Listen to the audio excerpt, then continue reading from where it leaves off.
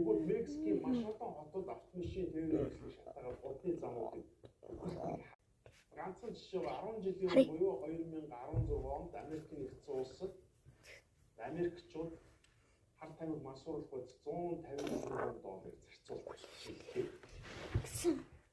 $150 million хар тамхиг масруулахад цэглэл Америкчууд нийлүүлж байсан. Хэрэглээ нь хаа байна?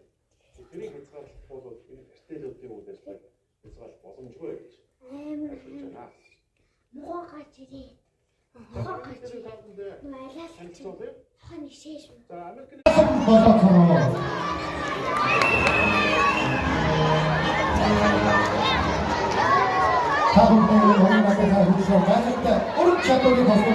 Цагаар надагчдыг болж байна.